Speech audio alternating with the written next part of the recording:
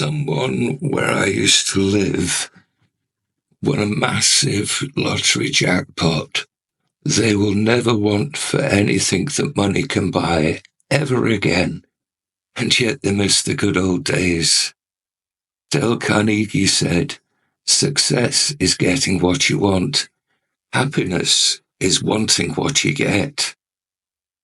Beware of what you hope for, because you just might get it. Let's say you get that promotion that you've slaved for, that you've really sacrificed for, and then you find that you have to work even harder. Are you happy to settle for what you have? Would you want more? I know people who are happy with what they have. They can pay the bills, have a wee bit of spending money. They might not live extravagant lives, but they're happy. And if you're happy with what you have in life, then you've made it.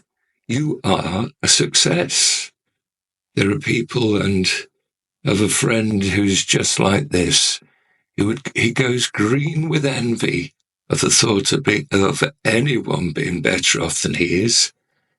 He wants it all, and yet he's not prepared to do anything to get it. And then there are other people who are who are not prepared to accept the point where they are in life. They know that they're capable of more, and they will do whatever they can to achieve it. In order to achieve success, you have to know what you want, because if you don't know, then how will you know if you've succeeded? Success comes in many different forms. For example, a midwife. On the whole, every working day is a successful one. A teacher can help a child to achieve more than they believed possible. Someone who finishes last in a marathon has achieved success. A farmer battles the elements so that we can be fed and that society can carry on. You don't have to be successful in order to achieve success. Way back in the last millennia, I was a hockey goalkeeper, and I longed for the games where we were hopelessly outclassed. Those were the games when the opposition seemed to take up permanent residence around my goal. They would usually get double figures on those days, but I saved a damn sight more. I would come away from those games feeling elated. I'd given my all, and I felt alive. Life, as we all know, can have an unfortunate sense of humour, and as such, the most carefully laid plans can go astray. Just because you didn't achieve your goal, does that really mean that you failed? Okay, maybe for that task or whatever you failed. But if you did your best, if you learned from what went wrong, and if you can move forward ready to take on the world, then you're a success. Success isn't all about money. It's deeper than that. You could be the richest person in the world, and yet you could be miserable. Money doesn't buy love or happiness. A beggar in the street could know more joy than someone locked in their ivory tower. It's true that having money will make your life more comfortable, and yes, it will open new doors for you and give you choices. It can also leave you feeling bored, because once you have it all, where's the challenge? Too many people are focused on the pursuit of wealth to the exclusion of all else. There is so much more to life than just making money. If you have a family, if you're trying to raise your children so that you give them the best start in life, then you have more riches than a lowly millionaire. I remember when fresh out of college and ready to take on the world, I went for a job as a trainee production planner.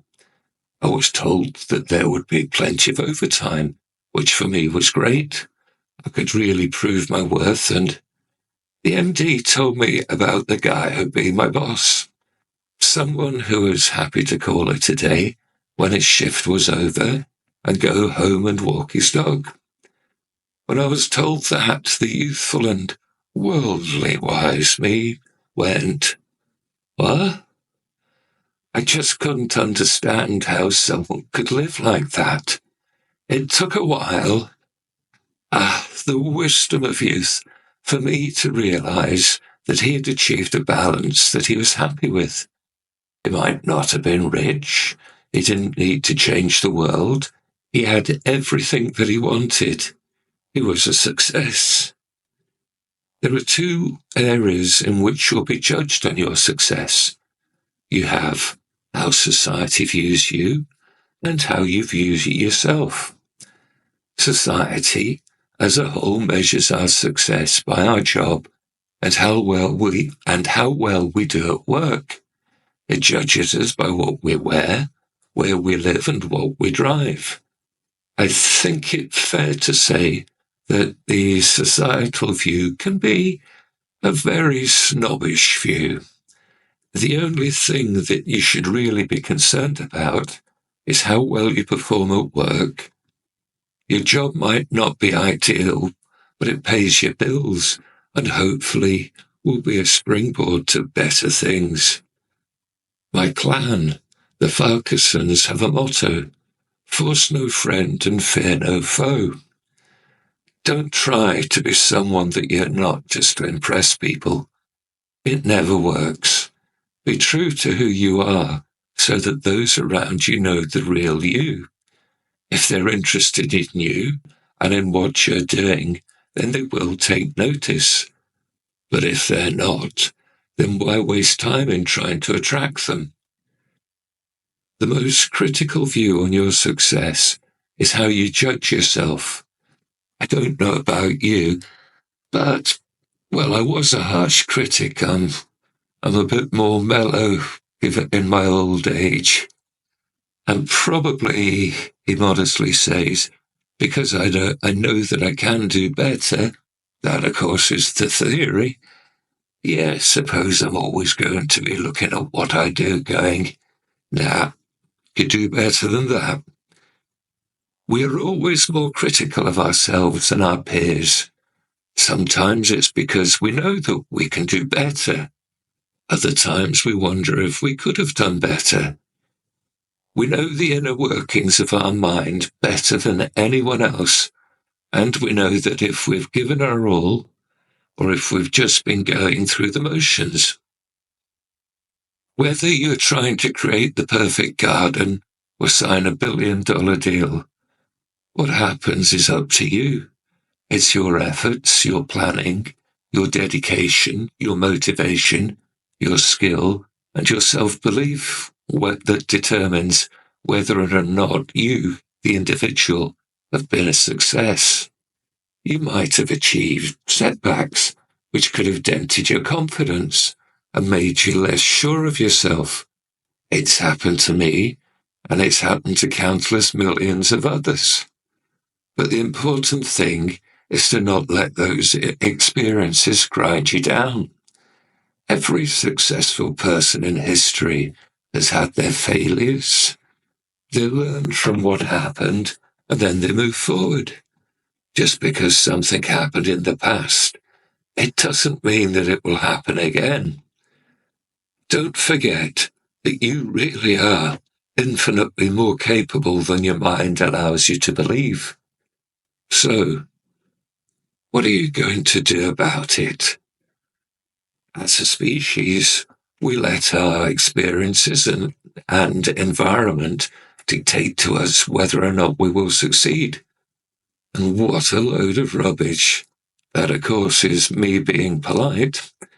That way of thinking is, we can all achieve success. It's just that sometimes it's far too easy to believe that we can't. It's far easier never to take action.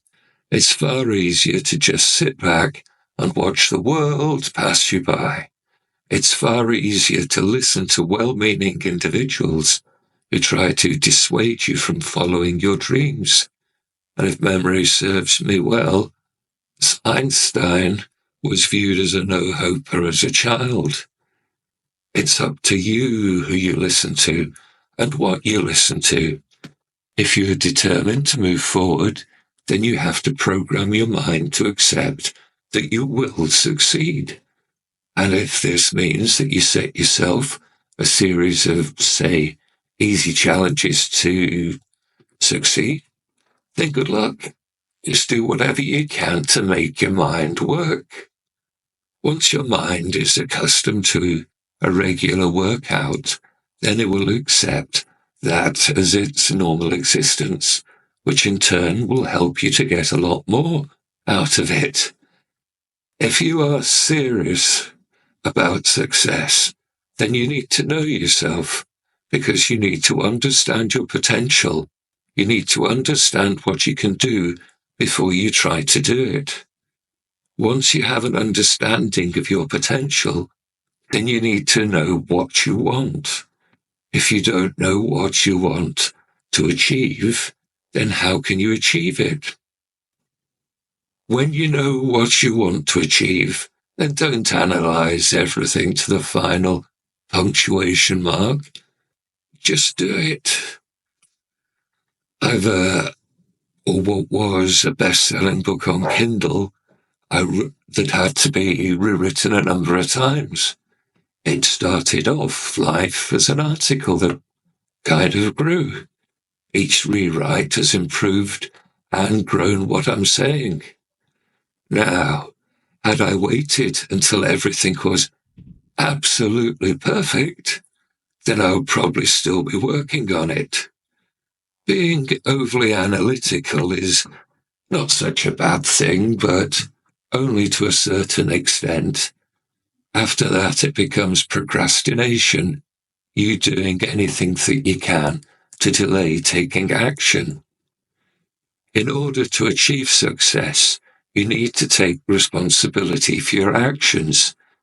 Even if you have a boss telling you what to do, it's still down to you to take action, and it's still down to you to do and be the best that you can. Success is a wonderful thing, but it can also be something that costs you dearly. You have to be certain in your mind that you want it, and you need to know what you're prepared to pay to get it. You might never achieve whatever goals you set out to achieve. They might have been unrealistic, or you might have found new avenues to pursue.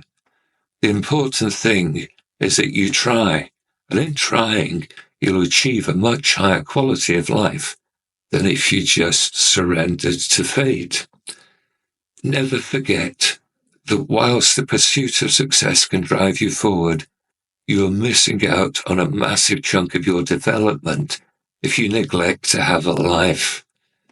If you can find the balance between work and life, then, my friends, you're one of those rare individuals who's made it.